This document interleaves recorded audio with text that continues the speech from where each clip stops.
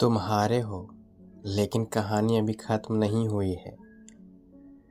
अगर तुम्हें ऐसा लगता है कि तुम बार बार अपनी परीक्षाएं या किसी कारोबार या किसी कार्य में बार बार असफलता हाथ लग रही है और तुम्हें ऐसा लग रहा है कि तुम अभी हार हो चुके हो और दोबारा उन चीज़ों को शुरू नहीं कर सकते, दोबारा उन चीज़ों को तुम सही नहीं कर सकते, तो चलो हम एक कहानी तुम्हें सुनाते हैं और समझते हैं कि क्या तुम्हारी परेशानियां सच में उतनी बड़ी है जितना बड़ी तुमने सोच रखी है। क्या उस परेशानी को हम ख़त्म नहीं कर सकते? क्या उस परेशानी को हम ठीक नहीं कर सकते? तो चलो हम उस परेशानी से संबंधित एक कहानी को सुनना शुरू करते हैं। इस कहानी को ध्यान से सुनो। ये कोई कहानी नहीं है, ये जीवन की एक रूपरेखा है जिसे सुनने के बाद शायद लगता है कि तुम्हारे जीवन में अंधकार से इंजोला हो जाए। तो चलो उस कहानी को शुरुआत करते हैं। रात के करीब 2 बजे थे। कमरे में अंधेरा था।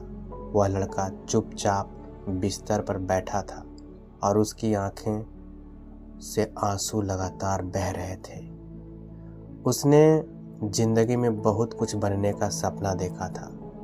माता पिता की उम्मीदें थी, अपने कुछ सपने थे उसके, लेकिन एक एक करके सब कुछ हाथ से निकलता चला गया और उस लड़के को समझ में नहीं आया कि उसके साथ क्या हो रहा है।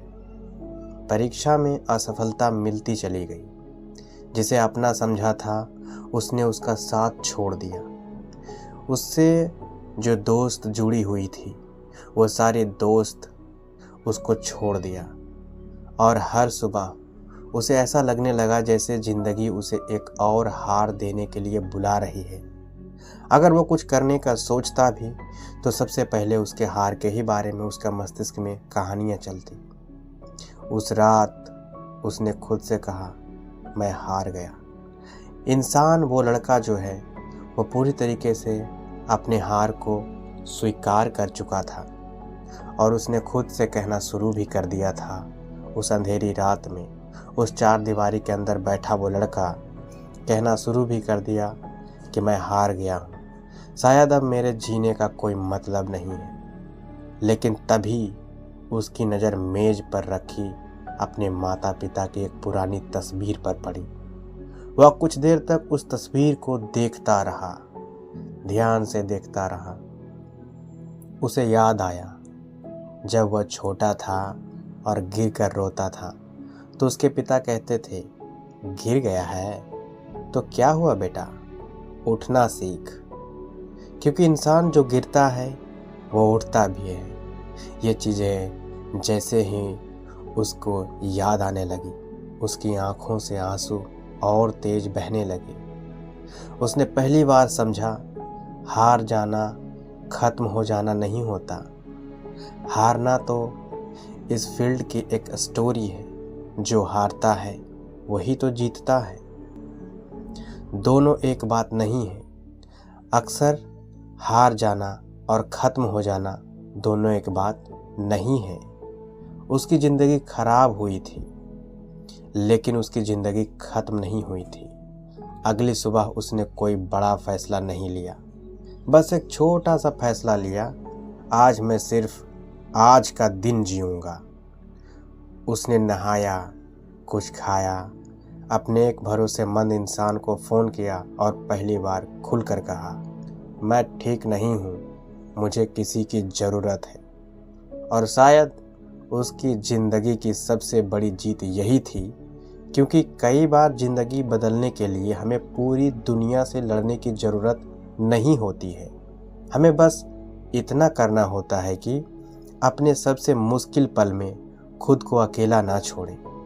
अगर तुम आज बहुत टूट चुके हो, अगर तुम्हें लग रहा है कि तुम बुरी तरह हार गए हो, अगर तुम्हें जीने की इच्छा भी खत्म हो चुकी है और तुम ये महसूस कर रहे हो कि अब तुम खत्म हो चुके हो, तो आज कोई बड़ा फैसला मत लेना।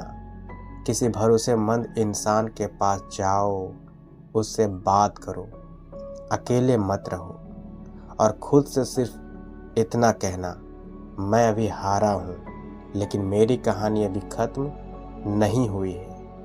कोई कोई ऐसा व्यक्ति होता है जिसके पास वैसा कोई ख़ास इंसान भी नहीं होता जिससे वो 2 पल बातें कर सके और अपने दिल के सारे दर्द को बता सके कि आखिर मेरे दिल में कितनी बड़ी चिंगारी चल रही है। तो वैसे में आपको शांत रहना होगा, किसी काम को करना शुरू करो। जैसे अगर आप पढ़ाई करते हो तो पढ़ाई करना शुरू करो।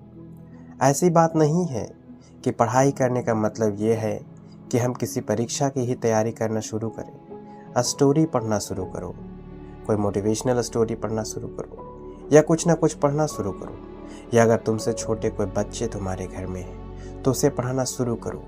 तुम्हारी ज़िंदगी यहाँ से शांत होना शुरू होगी, और जब जीवन में शांति आती है तो जीवन में सब कुछ सही होने लगता है।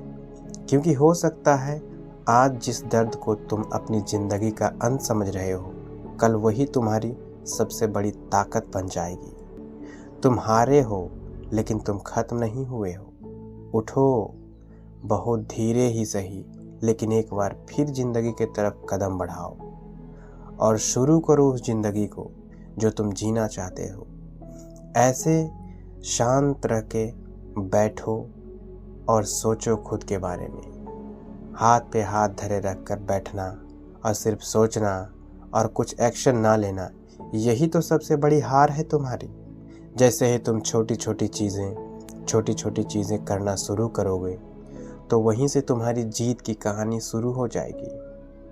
ऐसी बात नहीं है कि तुम इकलौते इंसान हो जो अपने कार्यपूर्णता के कारण हारे हो। तुम्हारे जैसे सैकड़ों, हजारों, लाखों, करोड़ों लोग हैं जो हारते हैं, गिरते हैं, लेकिन दोबारा उठते हैं और दोबारा शुरू करते हैं अपनी वो कहानी। क्योंकि उसे मात्र एक चीज़ समझ में आ जाती है, अगर आज नहीं तो फिर कभी नहीं।